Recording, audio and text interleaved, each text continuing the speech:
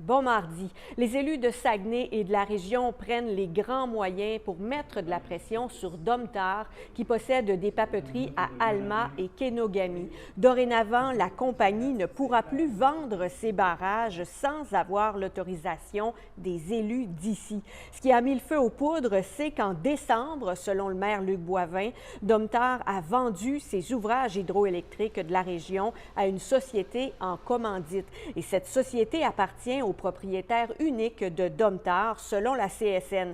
Ça s'est passé tout ça en catimini. Le maire de Saguenay était accompagné des autres préfets de la région pour s'adresser aux médias à ce sujet aujourd'hui et demander des explications au gouvernement du Québec.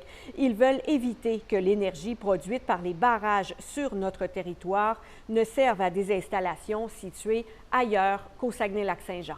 On n'autorisera pas le transfert à qui que ce soit sans que ça bénéficie à la région puis aux emplois et aux travailleurs.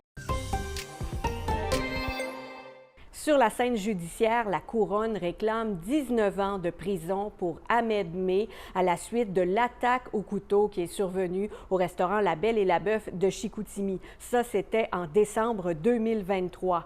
Il avait déjà plaidé coupable à 4 chefs d'accusation, dont tentative de meurtre.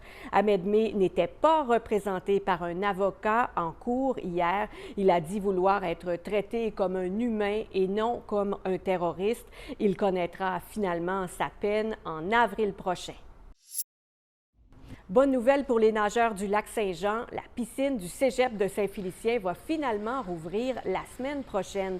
Elle avait été fermée il y a 1 an et demi pour d'importants travaux de rénovation. Le chantier a coûté 1 400 000 $ au Cégep. Le gouvernement du Québec, de son côté, a investi près de 800 000 $ pour rénover les vestiaires de la piscine. Bonne journée.